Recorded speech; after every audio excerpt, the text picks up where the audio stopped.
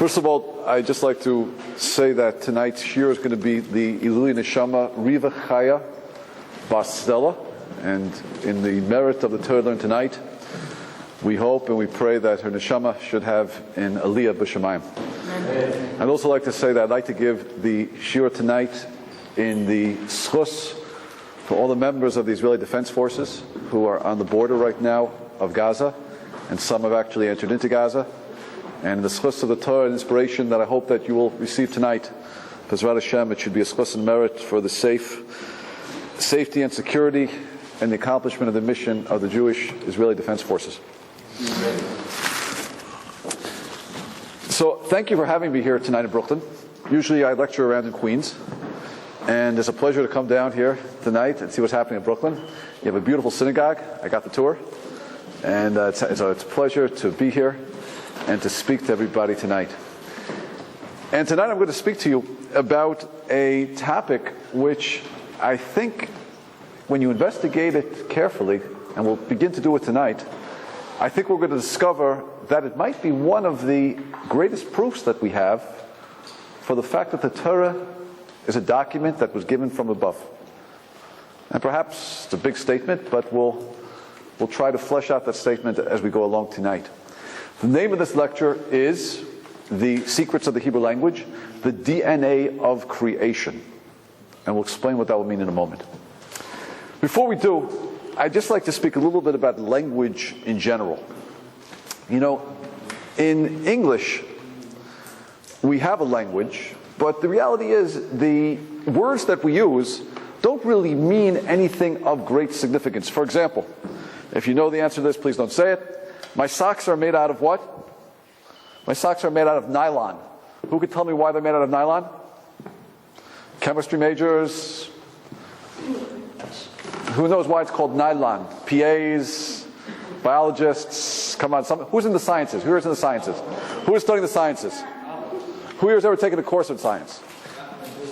You see, if you've never taken a course in science, you become a rabbi. But this I do know. Who can tell me why it's called nylon? Good. Why is it called nylon?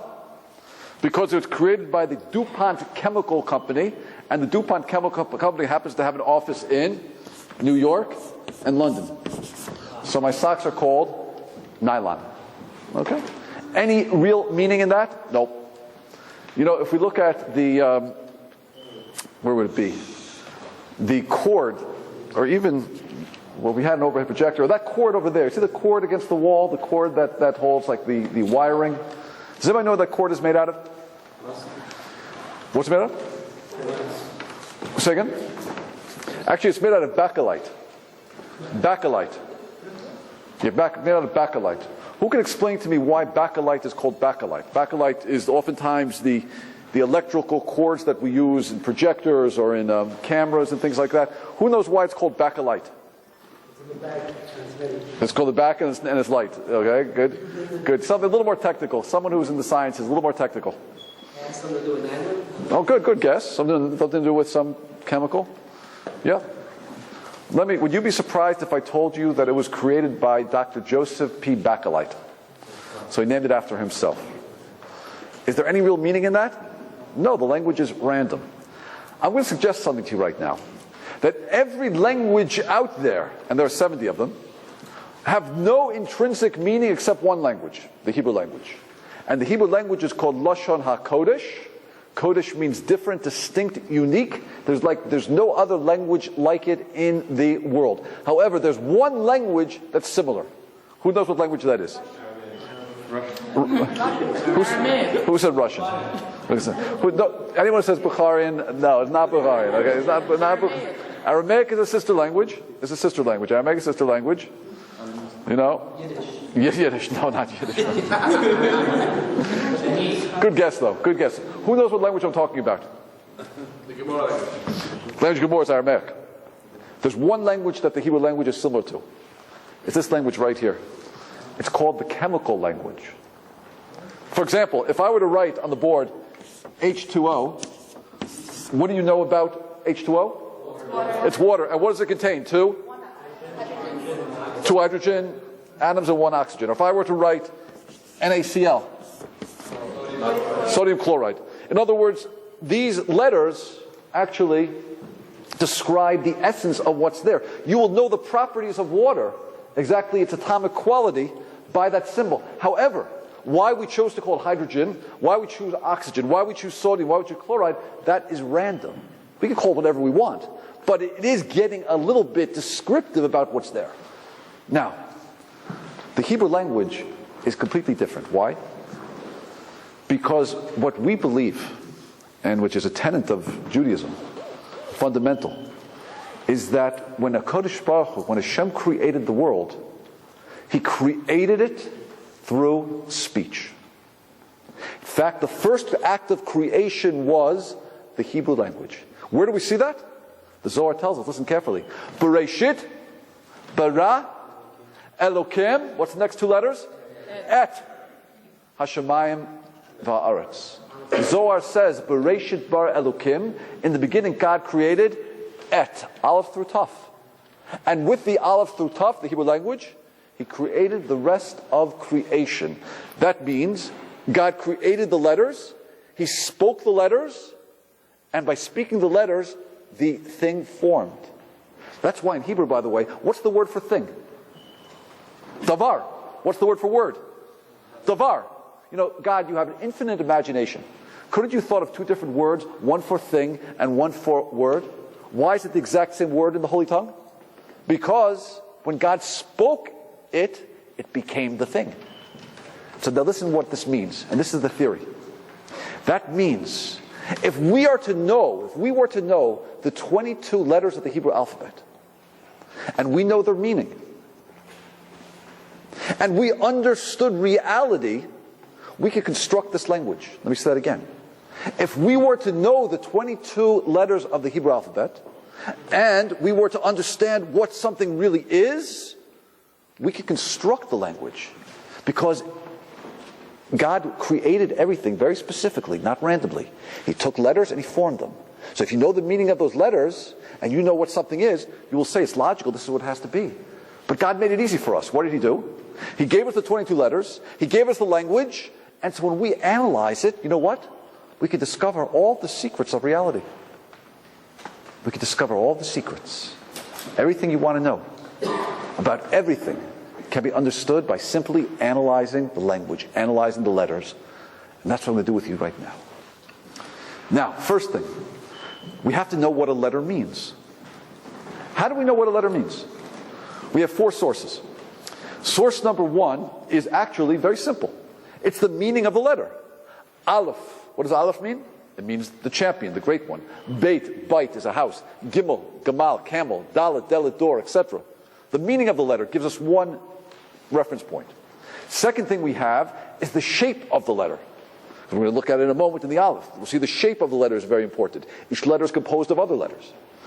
Another way we understand a letter is the sound gives us insight.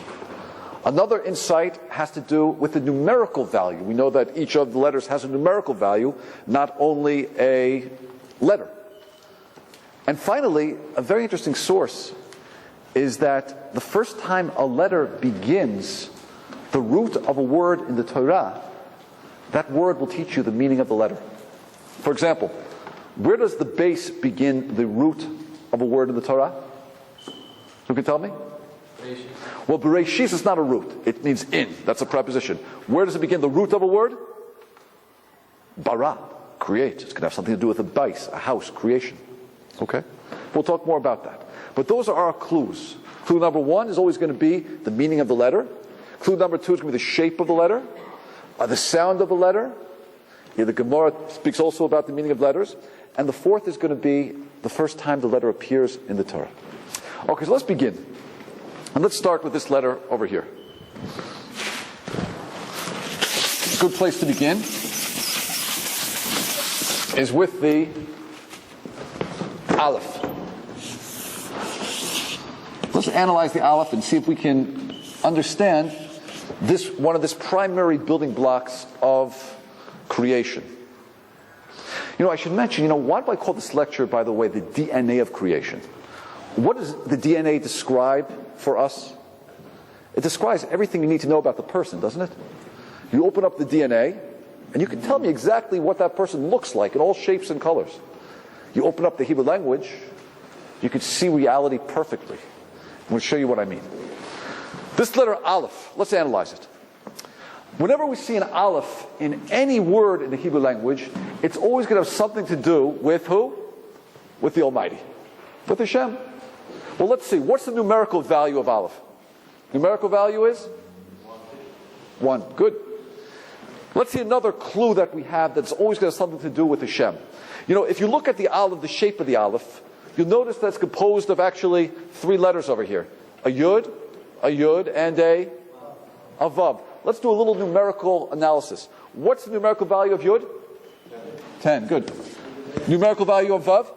6. Someone add that together for me. What do you get? 26. What word in Hebrew has a numerical value of 26? How about this word right here? Yud, Hey, Vav, Hey, which means God. Yud is 10, Hey is 5, Vav is 6, Hey is 5. Someone add that across for me. What do you get? 26. So another hint that we have, that the Aleph always has to do with something about God. Question. First time we see the Aleph at the beginning of a word in the Torah. What word is that? Bereshit, well, a root word. Bereshit, bara, Elokim. What does Elokim mean? God. First time we see it in the Torah, it spells Elokim. Another hint that we know that it means God. Okay? You know, I'm just going to point something out to you. Aleph numerically is 1. How do you say 1,000 in Hebrew? How do you say it? Aleph. Aleph. Aleph means 1. Aleph means 1,000. It's the exact same word. Could someone explain that to me? God, listen, you have an infinite imagination. Couldn't you have thought of 2 words? One for 1 and one for 1,000? You have to use the same word, Aleph, Aleph? What's the connection? What's the connection? What's that? You know, 1,000. What? Yeah, go. Could it, I'm not sure. Well, how are you doing? How are you doing? Could there possibly be some similarity to the number 1 and the number 1 with a bunch of zeros? Saying good. You're saying something important. I'll tell you a story that one time I was giving a lecture, and it was about 11:30 at night, and I had a headache. I felt really tired. I got a call from my wife, and she says, you know, we had a student of mine. Unfortunately, she got caught up with Christian missionaries. And she said that she and her priest are by the house, and she's ready to talk. She brought the priest with her. And I said, oh gosh, you know, it's like 11:45 at night, you know. I said, you know, I'm really not like up to this right now. My wife's like, well, I don't know, they're here. What should I do with them? You know, I feel so bad for my wife, by the way. You know, like, you know, she ended up marrying like a Kiruv guy, a Kiruv rabbi. So my wife's from a nice religious family, you know. She's not used to like priests coming to her home at midnight. Like, so I said, look, just, I don't know, make tea or something, you know, until I get there. So I get there, and I walk in. I remember the guy's name was Don. Nice guy, very sweet guy. He says to me, Rabbi, we sit down at the table. My wife serves tea, you know. I'm trying to think, what am I going to say to this guy? This girl is like listening, wants to hear like, you know, who has the truth over here. And I'm like, my head is pounding, and I'm thinking like just asking Hashem for some help over here. So he says to me, Rabbi, you know the Hebrew language very well, don't you? So I know a little bit. He said, you know, Rabbi, Aleph, it means 1. Aleph means 1,000. Now, Aleph always has to do with God, doesn't it? So therefore, doesn't it make sense, therefore, that you could perhaps divide God up into different pieces? Perhaps the Father, the Son, and the Holy Toast? That was his opening attack. So I said to him, Don, you know, you have to be polite. You know, I'm a polite person. My head is killing me. But Hashem put this one into my head. I said, Don, let me explain something to you. You look out in the world, and what do you see? Let's take a look. Analyze things for a moment. You know, that we know that there's a force in the world called the sun. Right? 93 million miles away. It's perfectly located in the exact position to give the exact amount of heat to the universe and to the world. What does it do? It beats down on the world. And as a result, it causes the evaporation of water. The water then rises up.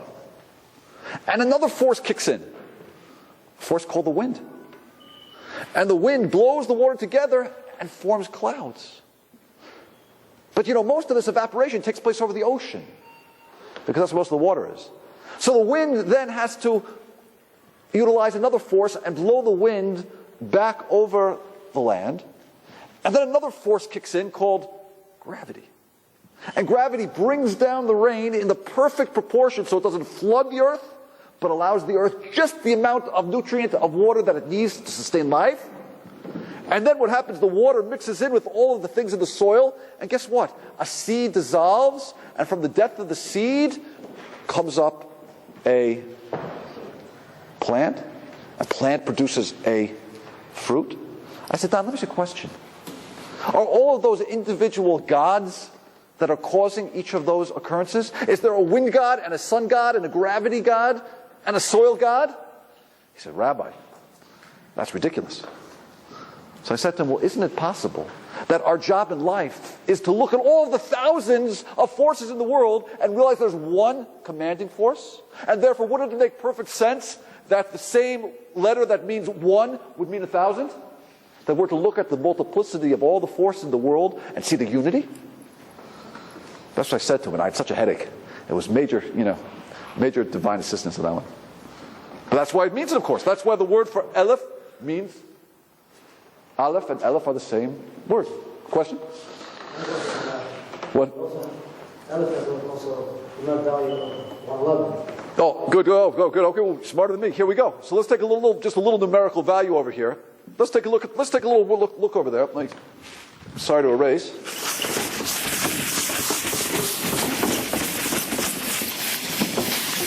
So let's look at the Aleph, go a little deeper in the Aleph. If you look at the Aleph, and if you were to spell it out, you'd spell it out like this. Aleph, Lamed, Pei. It's interesting. Again, it all has to do with the oneness of God. What's the numerical value of Aleph? 1. Numerical value of Lamed? 30. Numerical value of Pei? 80. Someone add that across for me. What do you get? 111. 1, 1, 1. The Aleph always brings you back to the oneness of God. You could see thousands of forces, but only one God. Let's go a little deeper into the Aleph. I want to prove to you without a doubt that the Aleph always means God. Always means that connection with the supernal. How do you pronounce an Aleph? Let me see the good pronunciation of an Aleph. Someone pronounce an Aleph for me.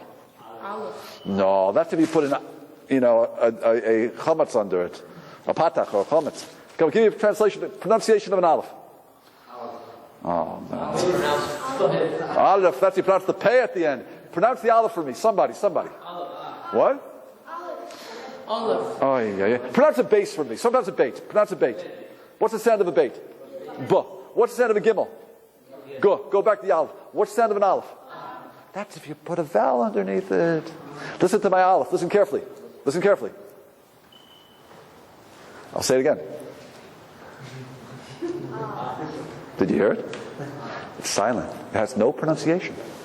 There's no sound. Because the Aleph is always that transitional letter between this world and the spiritual. Just like the spiritual, you can't get your hands around it, there's no sound. The Aleph has no sound. You have to give it a vowel. Without a vowel, there's no sound. Let me say it again. Say it with me. 1, 2, 3. No, then you gave it a vowel. Say it again. There you go. No sound. Because it represents the connection between this world and the spiritual. Totally spiritual. But go a little deeper with it. Let's take a look at the words themselves. Aleph, what does it mean? Numerically it means 1, but what does it mean, aluf? In the Hebrew, aluf means a champion. Someone who's strong, the strong one. Like, for example, the aluf is the general in the army. Aleph also means, ilef, also means wisdom. There's beautiful descriptions of God. Number 1, He is the one of all power. He's the aluf. And number 2, He's the ilef. He's the one who provides wisdom. It's interesting. Every letter will always reflect 2 things. One way God relates to the world in general, and one way He relates to mankind because mankind is the purpose of creation.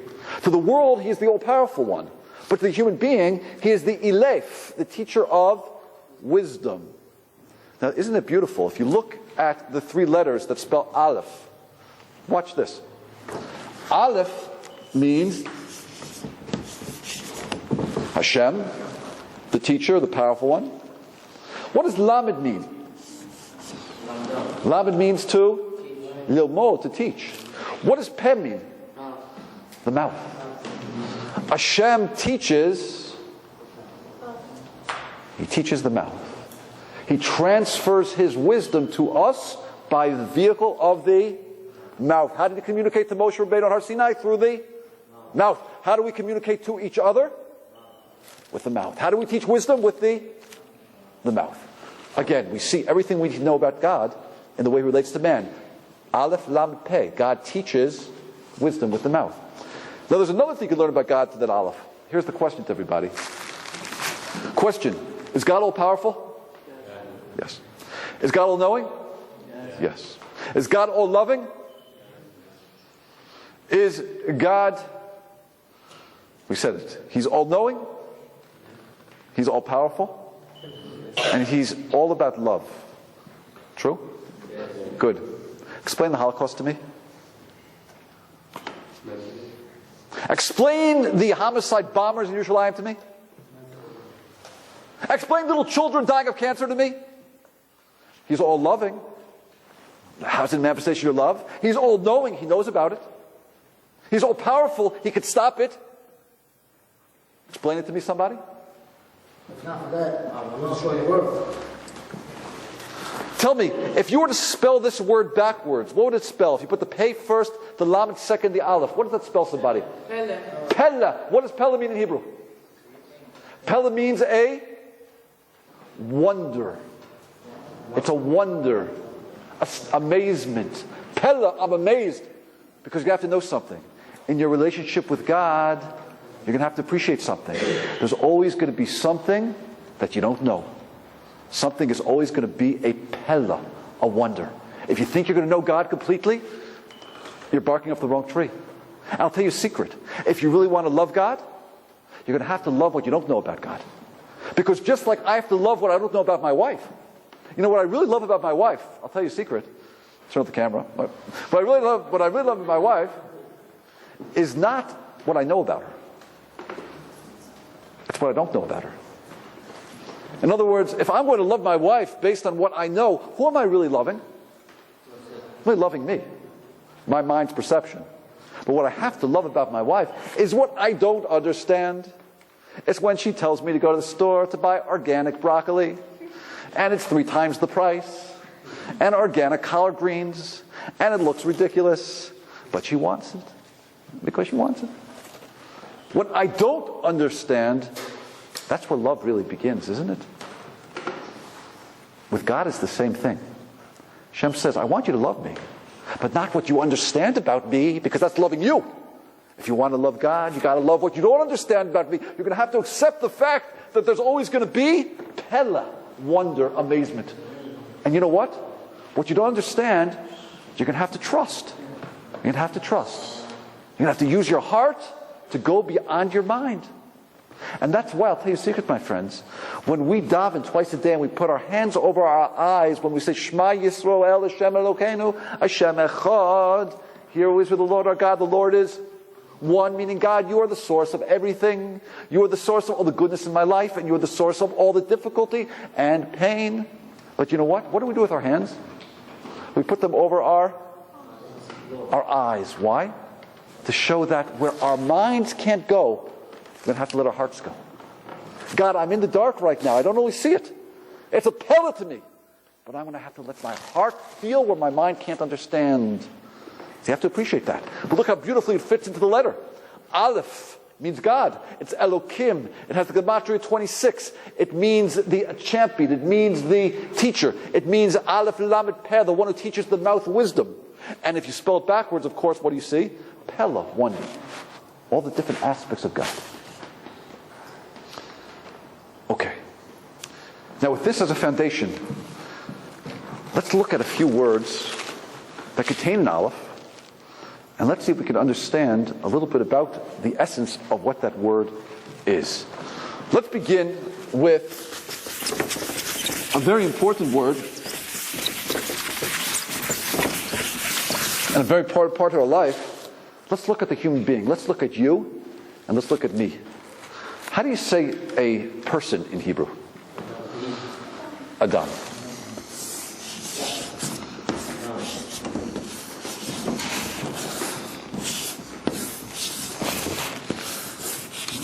Like my Hebrew?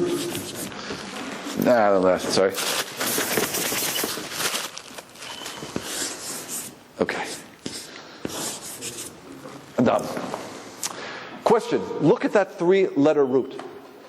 If you looked at H2O, you would know that contains 2 hydrogen atoms and 1 oxygen. Tell me what you know about a human being. Adam means a human being. What can you tell me about a human being by looking at those 3 letters?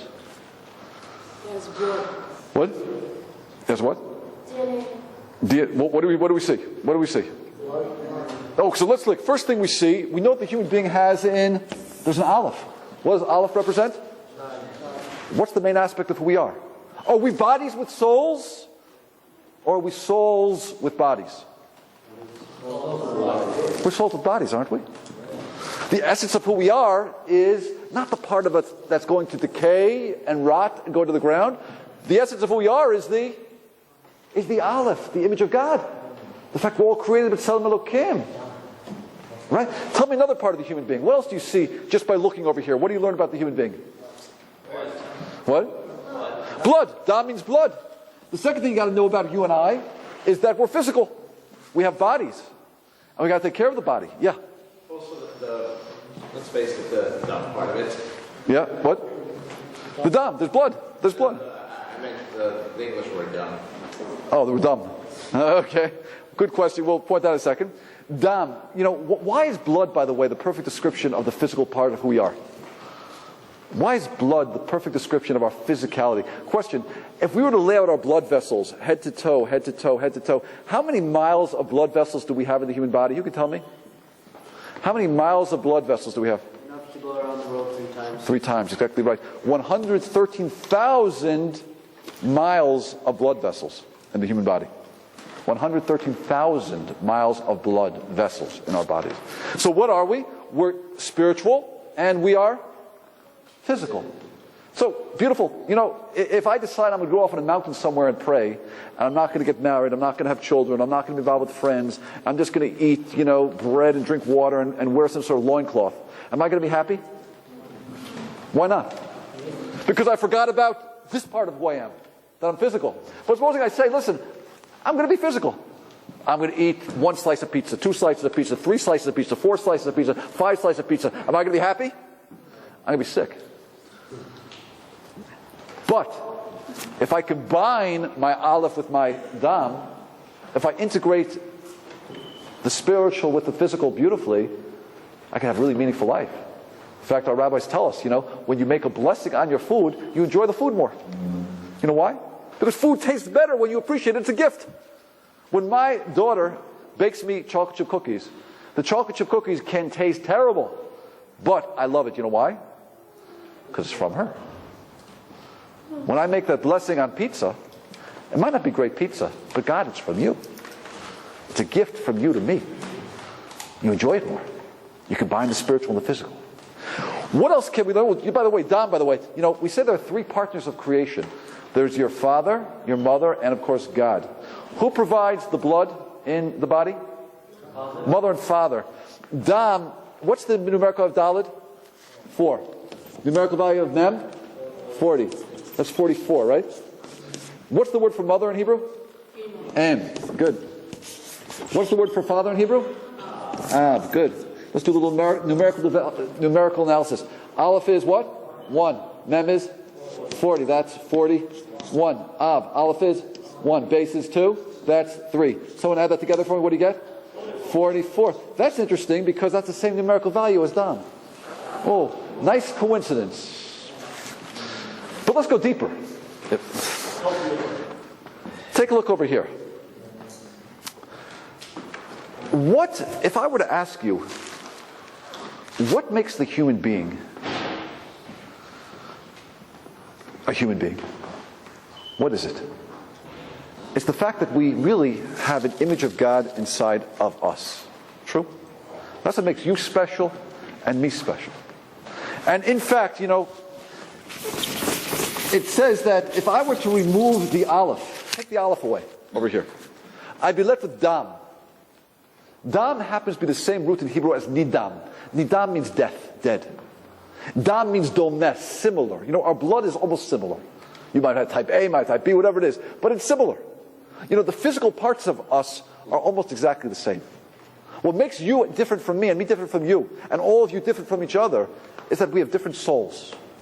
And each soul was brought here for a purpose, and you got to find that purpose. And you can't be me and I can't be you. And you can't copy each other either. And that's why the word dam happens to be the same root in Hebrew as domeh, which means similar, and nidam, which means death. If you're going to copy somebody, you're dead. There's no room for copies here. God needs you to be you. God needs me to be me. We can inspire each other. But you got to find you, and I got to find me. But the essence is, that's because the essence of who we are is the fact we're created in God's image. That's the real you. Now let me show you something here. Watch this carefully, everybody. You're going to appreciate this. Watch this carefully.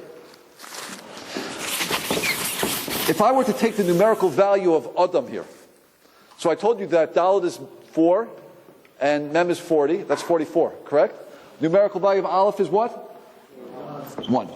So the numerical value of Adam is 45. Now 45 is an interesting number. Number 1 is the same numerical value as this word, which means ma. What does ma mean in Hebrew? What? 45. Ma, what? What am I going to be? What am I? What makes me different than you? What's my purpose in life? If you're not asking ma, what am I, you're not living. If you didn't wake up this morning and say, what am I doing here? Am I here just to go to school, get a good job, buy a nice house, drive a nice car, so that my kids could go to school and get a nice house, so their kids could go to school. Come on, what? Ma, what's it all about? The human being has to ask ma, what? What's going on? We've got to be somebody.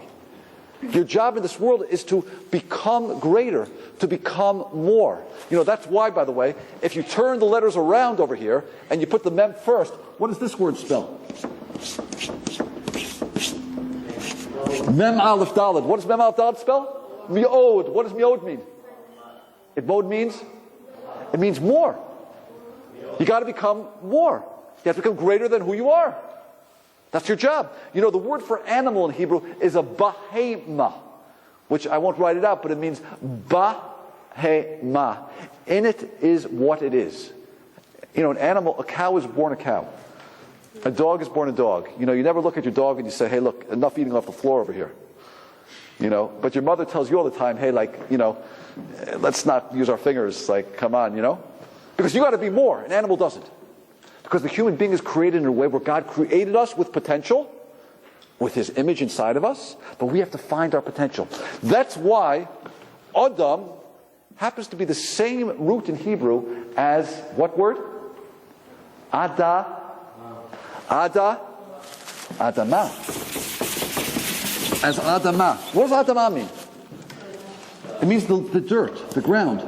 Question: does ground have any real value? Adamah. Does ground have any real value? Dirt has any? What's the difference between the dirt on 51st and Lexington and the dirt in somewhere out in Nebraska? Any difference in the dirt? Same chemical property. Why is the dirt on 51st and Lexington worth $1 million per square foot, and the dirt in Nebraska is worth about 2 cents per square foot? Location. It's what you do with it. The value of dirt is dependent on you. The potential is there, but you have to turn it into something. So God is teaching us. I created you from the ground because ground represents potential. But you have to bring your potential out. Now, in the Hebrew language, it's so beautiful. If I vowel this word like this, it spells Adamah, which means ground. If I vowel it a little differently, and I spell it like this, I say Adameh. What does that mean? Adameh.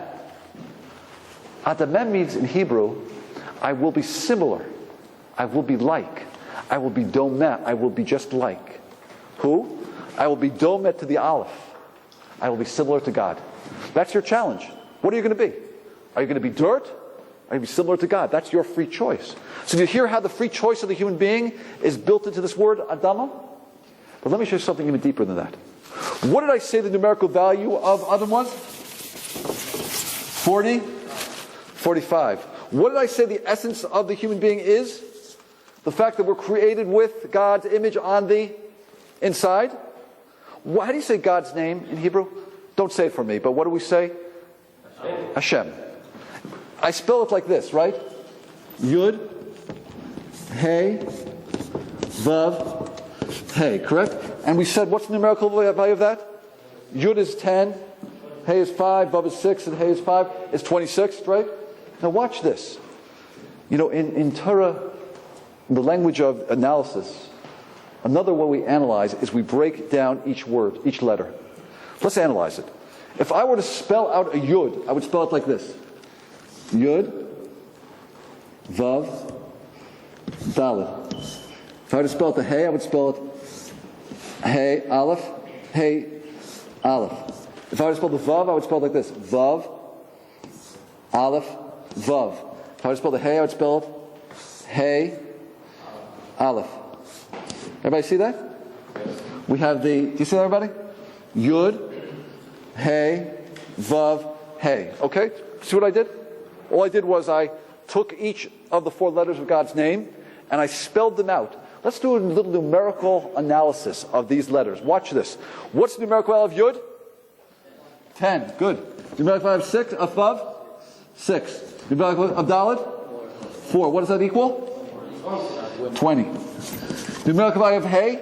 5. Aleph? 6. That's a 6. Numerical value of Vav? 6. Aleph 1, Vav 6. That's 13. Numerical value of Hey? 5 plus 1 is 6. If we add that across, that's how it works. 6 plus 13 is what? 19. Plus 6 is? 24. 25 plus 20 is?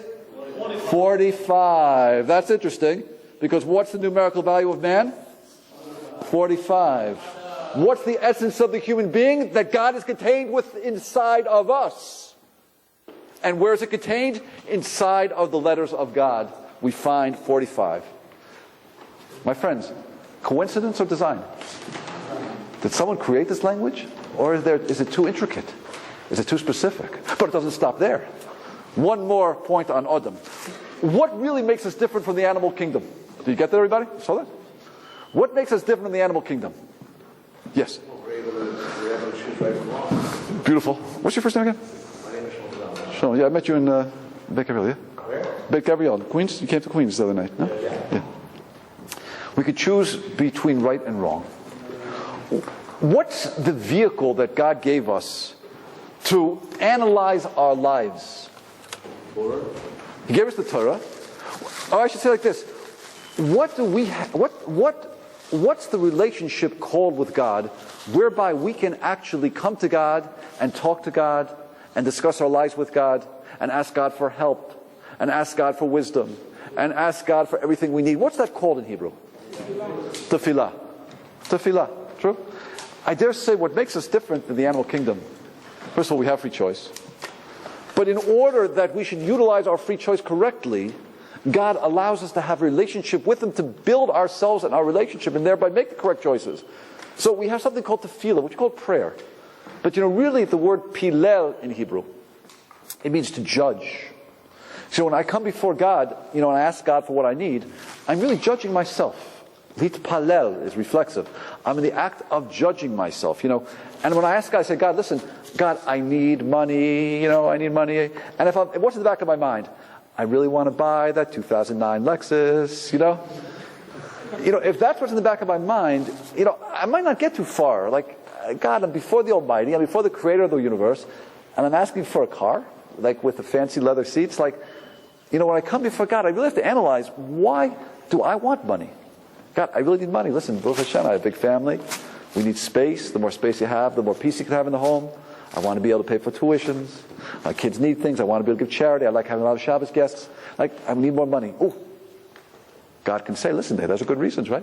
So in the process of my request, I'm really analyzing myself, aren't I? That's why Pilel means judging oneself.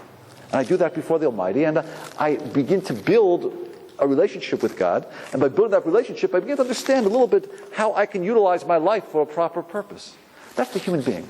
Now here's my challenge to everybody. What's the whole premise of this talk tonight? The whole premise is that God took the Aleph Beit, took the Hebrew language, and from the Hebrew language constructed reality. That's to say, He took an Aleph, He took a Dalet, He took a Mem, and with that Aleph, Dalet, and Mem, He formed Adam. That's what it means. Baruch Sha'amar V'haya Olam. It's not a joke. Baruch Sha'amar, blessed the one who spoke, and the world came into existence. Adam, God said these three letters, and there was the man. That's how it worked. That's how creation came to being. That means everything you have to know about the human being will be contained in that Aleph, Dalet, and Mem. And I think I've shown that to you a little bit tonight, right? I showed you that we have something spiritual, we have something physical, that the Dam comes from the parents, that inside it's 45, it's the same numerical value of God Himself. But let me ask you a question, and this is where I'm bothered. And you got to help me with this, because if the essence of the human being, what makes us different than all other animals, is that we can have a relationship with God through tefillah, being mitpalel, prayer. If I can't show you that word, that concept is contained in the Aleph, the Dalet, the Mem, I haven't proven to you anything. Because the DNA, right, in a gene has to teach you everything you need to know about the organism. If I can't show you that prayer is built in, if I can't show you that prayer is built into this system, into these three letters, I haven't proved anything to you tonight. Is everybody ready for this? You're watching carefully? Watch this. Watch this. Watch this.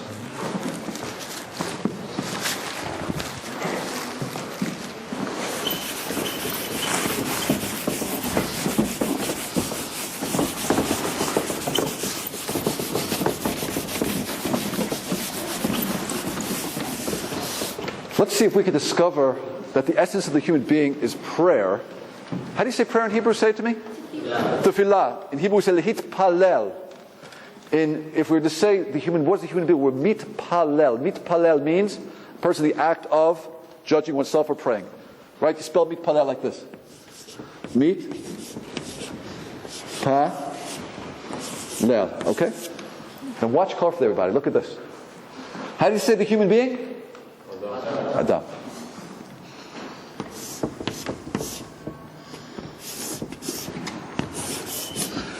Let's write out these letters. How do you spell Aleph? Spell Aleph with me, somebody. Aleph, Lamed, Te. Spell Dalet with me. Dalet, Lamed, Taf. Spell Mem with me. Mem, Mem. Now, if I'm going to take the first three letters, of course, it spells Adam, right? Obviously, logically. But now watch this. Spell these letters backwards. Mitpalel.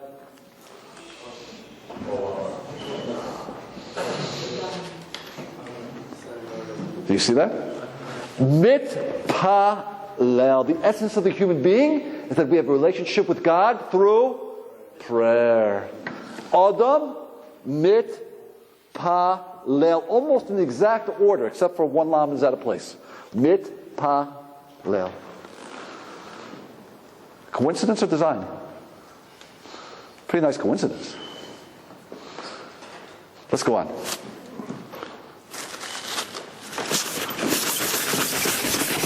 Okay, let's take a look at a few more concepts before we go to another letter.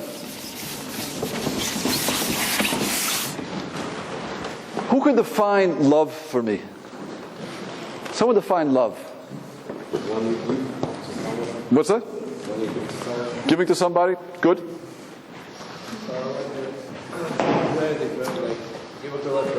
What's that? To give up your life, to sacrifice? Okay, yeah, good. Yeah. Caring unconditionally, nice. Ladies? Love? Tell me what love is. And I was once lecturing, I gave this lecture on a campus one time. I think it was at Pace University. So I said, what's love? So they weren't so sophisticated like everybody here. So one guy got up and he goes, Rabbi, he said, love is a 4-letter word.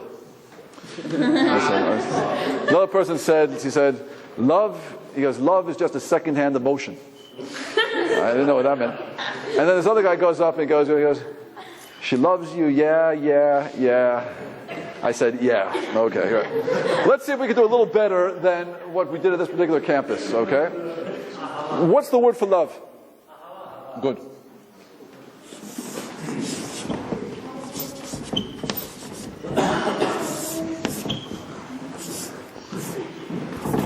The root of the here is ahov. Okay? Ahov. Ahov means love. Let's see if we can analyze it a little bit, what love is. We'll do a simple analysis, then we'll do a more in-depth analysis. Simple analysis. Numerical value of Aleph. 1. Good. Numerical value of base. Aleph, Beit, 2. Remember we said that every word has not only a numerical value, it also has a meaning. Aleph, the champion. Beit, bite, house. Gimel, gamal, camel. Dalet, delet, door. Hey, what does hey mean? Hey, what the letter hey, what does it mean? It's a little hard. But remember I told you one of our tricks? One of our tricks, or one of our points of analysis is when a letter begins the root of a word in the Torah for the first time, that word will teach you the meaning of that letter. When the letter begins the root of a word for the first time in the Torah, that word will teach you the meaning of the letter. Now, hey, there are 2 times that we see hey. One is where it says hayita, which means existence. But the time we see hey really used as a verb itself is in Parshat Vayigash, last week's Parsha. When the brothers came down to Egypt, and Yosef says to his servants, hey lechem zera. And if you look on the side of the Targum Onkelos, you know what hey means? It means have, which means give. The letter hey means give. And that's why it also is the first time it uses the Hebrew language. You see it's hayata, which means existence. Hayata means was or is, exists. Because the essence of existence is that God is constantly giving into the world. If God were to cease giving for a moment, would there be a universe? No. Hey means give. So look at the word love. What do you see the word love? What does it mean? The essence of love is what? When one gives to 2. One gives to the other. How do you know when you love somebody? Because you want to give to them. How do you build love? By giving to them. Who loves more?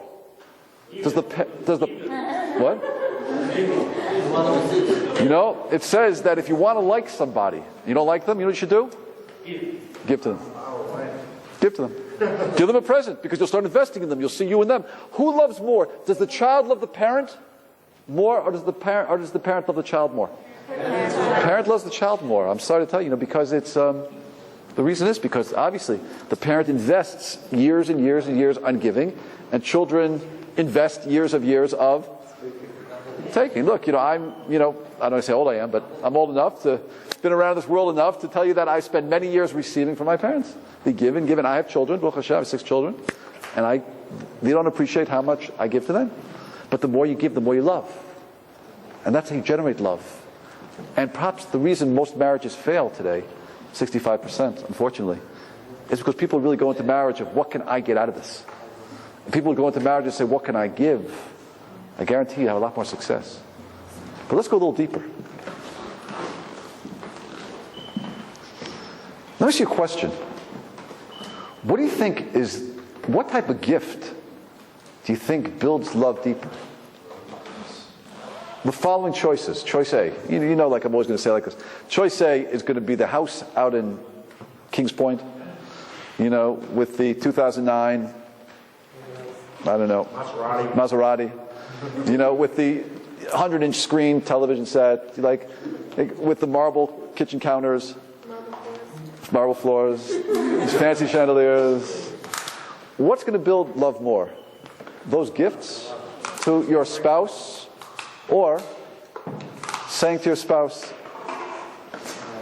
I have a word of Torah I want to share with you. I want together that we should keep Shabbat together, keep Shabbos together. You know, together, like let's learn something together. Let's open up the Parsha together and let's share it. What do you think is going to build love more? Learning. Okay, I know you agree with me, but I want you to show me in those 3 letters why that is so. Remember, these 3 letters are the DNA of creation. Everything you need to know about love is right there.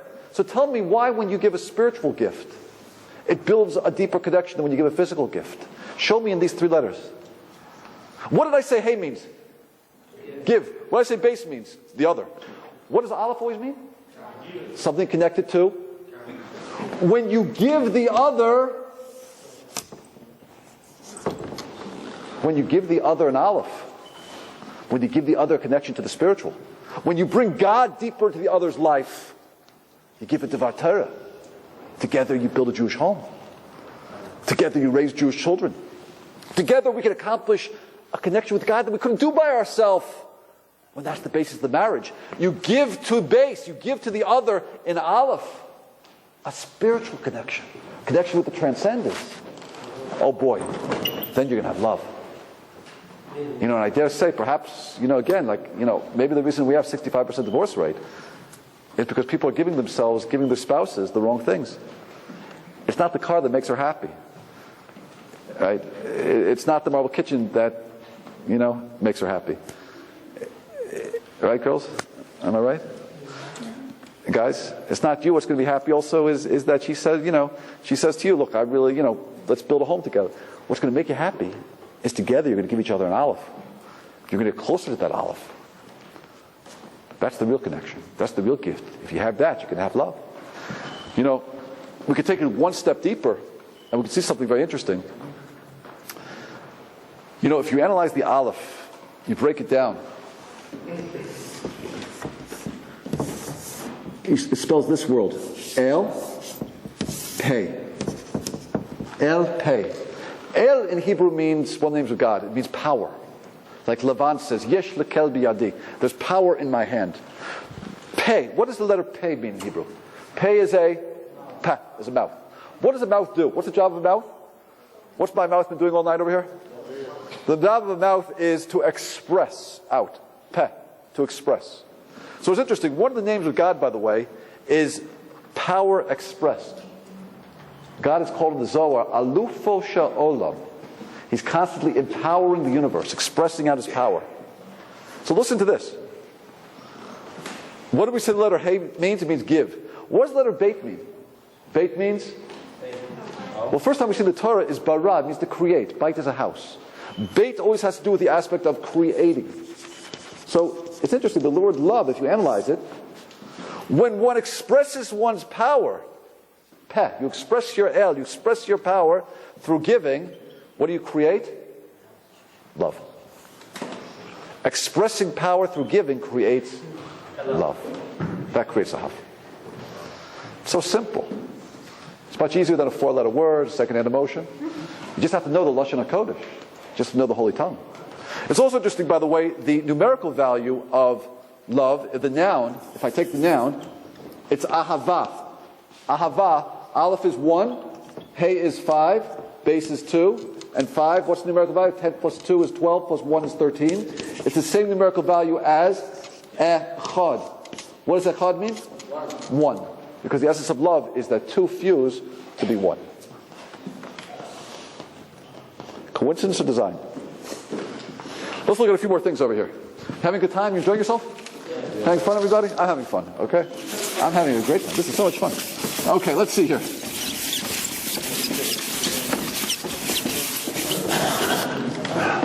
What is the female letter?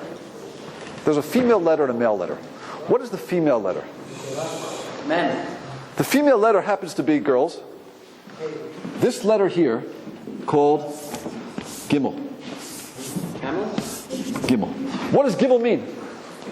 Gimel means a camel. That's right, a gamal. A camel. Now, why is that the female letter? Let's analyze it for a second. Gimel actually means, what does it mean, Gomel Chasadim? What does Gomel Chasadim mean? Gomel Chasadim means kindness, giving. Right, Gomel means to give. Kindness, gomer, to give. That's interesting. Gomer means to give. Well, let me ask you a question about giving, everybody. In the laws of Jewish charity, what's the greatest gift you can give? 10%. 10% is the minimal gift. What's the greatest gift you can give somebody? Not the minimal gift. 10% is a nice gift. 10% is a nice part of your income. It's a big test. I shouldn't say it. 10% is a very important gift. But if you're going to help somebody, the Rambam sets it up like this. The Rambam says like this. What's the greatest act of charity?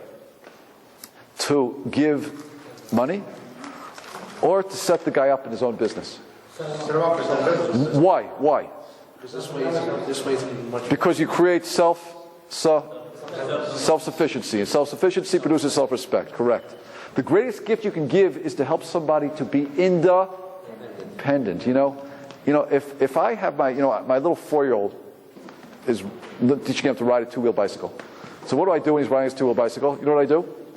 You put him on the bicycle, and he starts pedaling and pedaling and pedaling. And what do you do as a parent? No, you start running after him. You run after him. And then you're holding him, then hopefully you let go, and you're like, oh, you close your eyes, and you hope he's going to, but you have to run after him. That's how you do it. That's how you teach a 4-year-old to ride a 2-wheel bicycle. So I have to run. Question, I have an 18-year-old also. She's in Israel.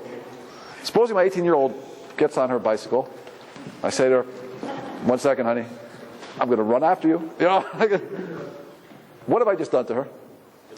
I've probably sent her to many years of therapy, right? I dare say it's a guaranteed prescription for many years of psychoanalysis. Why? Because the whole purpose of a parent is we're trying to give to create independence. What says that? My time's up? My time's up? 10 minutes. Okay. The whole purpose of a parent, I'm on a roll. Just getting going. Have a good time. Have a good time. The whole purpose of a parent is to, okay, a few more examples. The whole purpose of a parent is to create independence. But look at this. Gamal means give. But look at the words. Gimel gamal is to give. What does mal mean in Hebrew? What's milah? Milah means to cut, to separate. True. Look at this. What's the true act of giving? Give until the other is separate from you. Give to the point where you can create self-sufficiency. Gamal. Now that's interesting. Look at a camel. Why is a camel the essence of kindness? What does kindness have to do with a camel? How many days can a camel go without water? 40 days. A camel can be self-sufficient. The greatest act of giving is to give to the point of self-sufficiency. True? That's a female quality. The job of a woman is to take a child, is nurture the child, so the child can be independent, not dependent. Right? Not guilty and not, but to be independent.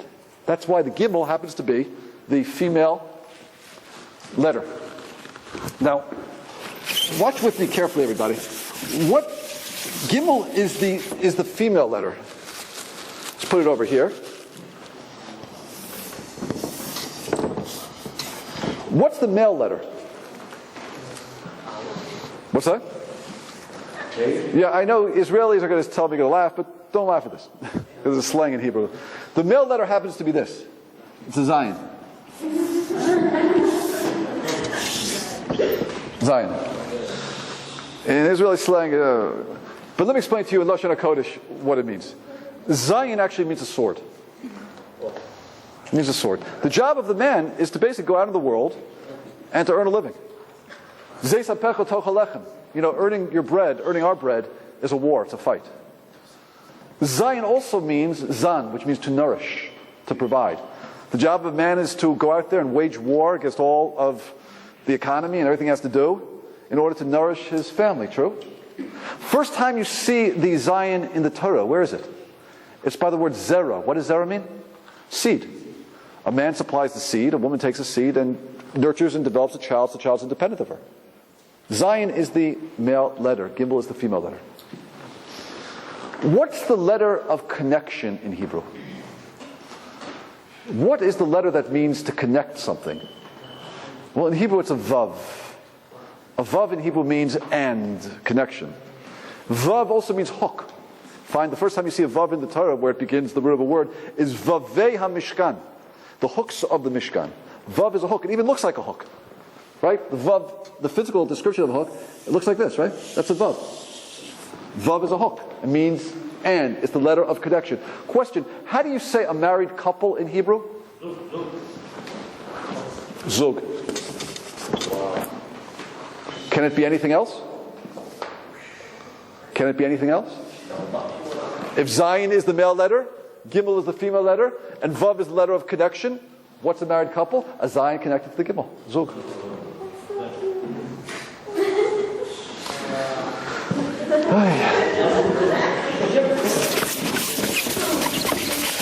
Question.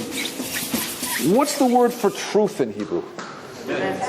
Good, it's the name of your organization. Emet Vamun, it's the name of my organization. Emet, right? Emet. Let's look at Emet for a moment. Emet means truth. Why are these three letters the perfect description of truth? Emet. They all stand on two legs. Good, beautiful. Number one, they happen to all stand on two legs. Good. Truth has to stand firmly. Sheker, which means falseness, is written like this. Right? Just one leg. Falseness has one leg. Truth has two. What's another description of truth that we see in this word? Truth happens to be, Aleph is the first letter of the alphabet, Mem is the middle letter of the alphabet, and Tuf is the last letter. If you see one part of the story, is that the truth? Or is truth seeing beginning, middle, and end? Truth is having the whole picture.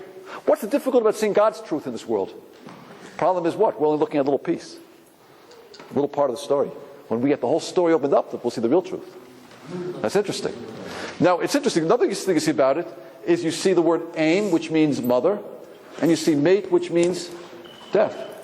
Another thing we know about truth is that we're born from a mother, we're going to die. If I'm going to take the aleph out of emet, what do I have? Mate. If I take an aleph out of the world, is the world going to live? Is there going to be survival in this world? No. Death, no existence. But let's look at the numerical value. What's the numerical value of aleph? 1. Numerical value of mem? 40, good. Numerical value of tuf? Now, there's something, not 45, no. There's something close. In Hebrew, we have what's called the mispar katan. The gematria katan means like this. You can add without the zeros. Add this across. 4 plus 0 plus 0 plus 4 plus 1 equals 9. See that 441? Got that? 441. Add it together. You get 8 plus 1 is 9. Okay. 9. What's special with number 9? Let's analyze 9 for one moment. What's 9 times 1? 9 times 2. What's 1 plus 8? 9 plus 3. 9 times 3. 27. 27 plus 2 plus 7. 9. 9 times 4. 6 plus 3. 9. 9 times 5. 4 plus 5. 9 times 6. 5 plus 4. 9 times 7. 6 plus 3. 9 times 8. 7 plus 2. 9 times 9. 8 plus 1. 9. 9 times 10. 90. 9 times 11. 99. 9 plus 9, 18. 1 plus 8 is 9. 9 times any number will always come back to the 9. Do you believe me? Is that true? Give me a number. Anybody, give me a number. 36? Oh, come on. 36. What's 9 times 6? 54? 9 times 3 is 27 plus 5 is 32? 3 plus 2 plus 4 is? 5 plus 4 is 9. Yeah, it works. Good. Okay, good. 9 times any number will always be 9. Now, the reason why the numerical value of truth is 9 is because... Tom, I'm busy. I'm teaching. If something is true, it doesn't matter what form or shape it's in. You'll find the truth. You'll find it. 9 is a very important number for us. And that's why, let me show you something very interesting about 9. You know, the word Shabbat, look at Shabbat. What does Shabbat testify about? What truths does Shabbat testify about? That God is the creator of the universe, number 1, and is actively involved in his creation, number 2. What's the numerical value of Shin? 300, good. Base? 2. Tough? 400. Add it together, what do you get? 702. Add it together, what do you get? 9. Interesting. And, okay? Wherever you see truth, you will see 9. Now let me just end with one example. One example here. Well, first of all, I have to show you this, by the way. I just have to show you 2 more examples, then we'll stop, okay? Zach, 2 more examples? 2 more examples. I love this one. This one I love. I love this one. You know, the letter Kuf. What does the letter Kuf mean? Kuf. Kuf is a monkey. It looks like a monkey, doesn't it? Kuf. It's a monkey. Kuf is a monkey. Why? Remember the premise of this talk tonight. God took the 22 letters. He created 22 letters. These 22 letters he formed, and from these 22 letters he created reality. Why is one of the primordial building blocks of creation a letter that means a monkey? Because monkeys are what? Monkeys are smart. Monkeys are smart. Well, are monkeys smart or do monkeys imitate? They imitate. Monkey see monkey. Do. Monkeys imitate, don't they? Interesting. You know, as Jews, we don't believe, I'll tell you a secret. You know, it's not a secret, it's obvious. We don't believe in evolution. What we do believe in is de-evolution. De-evolution means that it could be that when a human being doesn't act like a soul, but just acts like a body, you know who he's similar to? He's similar to a monkey. In other words, the monkey looks so human-like. They're so cute. Ever go to the Bronx Zoo? I was at the Bronx this summer with my children. They're so cute. They're, you know, what's that? Bronx. The Bronx. I'm sorry, I went to the Bronx. I live in Queens. But, you know, I went up to the Bronx. They actually look like people. They take their babies, and they hold their babies, and they chase each other, and they hit each other. But, you know, they look so human, which is why we like to watch them. But they're not human. Do they have free choice? Does a monkey have free choice? Does a monkey have free choice? No. Depends if they support abortion or not. No, you ask if they support abortion, right? He doesn't have free choice to decide. A monkey is what the human being is not supposed to be. The monkey is the animal in you and me. But the animal isn't the eye. What's the real eye is the soul. Question. How do you say a righteous person in Hebrew? Tzaddik. What makes it tzaddik a tzaddik? A lot of things. Tell me what's the if you give me one definition of a tzaddik, what would that be? Righteousness. Mordechai, okay, thank you. That's very nice of you to say.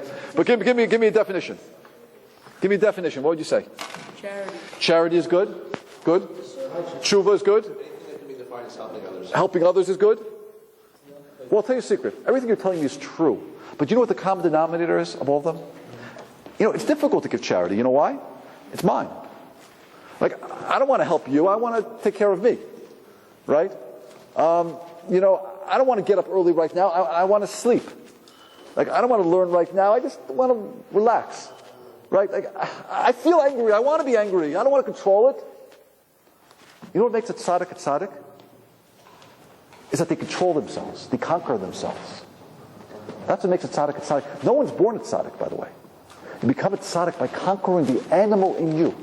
I have an animal in me that says, look, I want to eat. I don't want you to share with me. I want it. I have an animal in me that says, I want it for myself. I have an animal in me that says, I want to get angry. But you know what? What makes a righteous person, listen carefully, is that you control your animal. You trap your animal. You control it. You harness your monkey. Look at this. The word for tzaddik. Tzadi, Daled, Kof. The letter Kof means what? Monkey. The 2-letter root Sad in Hebrew, what does it mean? Sad in Shabbos, Latsud means to trap or to hunt. A tzad is a side. The way you make a trap is you put sides around it. What's someone who's righteous? Someone who traps and controls their monkey. They control the animal in them. They're not ruled by the animal. They control the animal. That's a tzaddik. And I'll show you something. Someone who's kadosh, even higher, holy. Oy. Kadosh. He's kuf dash. Dash in Hebrew means to trample. He tramples his monkey. The tzaddik controls it. The kadosh tramples it. But Amalek, who is Amalek? Who's Amalek? Amalek is the nation that represents all of the evil in the world. If I spell out the word Amalek, I spell it like this. Amal, Amalek spells Amal, which means the toil, the work of the monkey. What makes them evil is they act like animals. They don't let the soul rule them. They're ruled by the animals that they are. Beautiful. You see the connection? One last example, everybody. I'm going to quote you now a Zohar. How did we say God created reality? He spoke the letters, and the world came into existence. Baruch she'amar v'ha'olam. Davar means word, davar means thing, right? God spoke, and through speaking came reality. If you're a magician, and you want to create something from nothing, what do you say? Abracadabra. Abraca. How do you say it in Russian? How do you say it in Bukharian? How do you say it in Kavkazi? How do you say Kavkazi? You know, it's interesting. In every language, I've asked this question many times, in every language in the world, the way a magician will always say, I'm going to create something from nothing, which is very hard. It's called creation ex nihilo. The only time it's ever been done was when God created the world. He created something from nothing, and he did it through the world of speech, correct? That's the whole premise of this talk tonight. What's the word that we say? Abracadabra. Let me quote to you from Sefer Yetzirah. Sefer Yetzirah is one of the oldest works that we have in Kabbalah. It's attributed to no other than Abraham, Avram Avinu. We have it in our Kabbalistic literature called Sefer Yetzirah. It's closed to me. I don't understand it, but this I have seen. Avram describes how God created the world. Listen to what he writes. Kodesh Baruch Hu said, Adabra,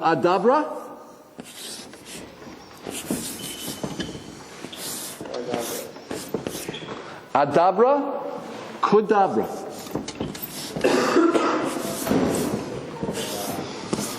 Which means, Adabra, I shall create,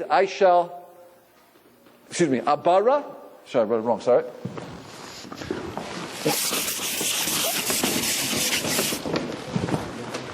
Kodesh Baruch Hu said like this, Hashem said, Abara,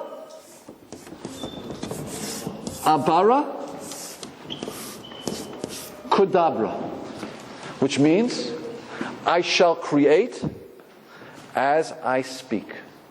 Abara Kadabra. Abra Kadabra.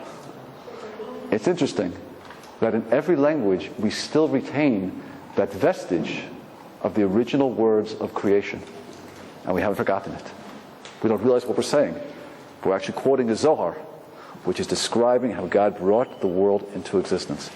My friends, that's your language, it's my language. It's Lashon HaKodesh. It's a holy language. It's a unique language. It's the building blocks of creation. The more you understand it, the more you can understand God, you can understand Torah, you can understand you can understand life. Trying to understand Torah, trying to understand God's world without the holy tongue is literally like trying to swim without water or trying to breathe without air. If you don't know the Hebrew language, things just don't make sense. You have to know the language. From the language, you can understand reality. And a lot of questions fall off because you're getting to the root of what's really there. So oftentimes the English translation that causes us to be so confused. You know, I'll tell you one just last example. I just have to say it. You know, the word for punishment. Do you like the word punishment in Hebrew? In English, punishment, does it ring with you? Punishment? No. In Hebrew, the word is onish. Onish. You know, ayin in Hebrew means an eye. To look, to think with your eye. Nash in Hebrew means to fall back. So you know what punishment means? Look, discover, realize that you've fallen back. When God brings pain to your life, it's because He loves you. He wants you to realize you've fallen. That's onish. So when I hear that word in Hebrew, in the Holy Ten, I understand how God tried to communicate to me out of love. When I hear the word in English, punishment, I get scared and turned off. If you don't know the Hebrew language, you're not communicating with God in the way God wants us to communicate with Him. We've got to know this language, everybody. It's your language, it's my language. It's been passed down for the last 5,769 years since the beginning of creation. And we're a very special people that we are the inheritors of this ability to connect to God through this language. Thank you for listening to me, everybody. I've enjoyed talking to you.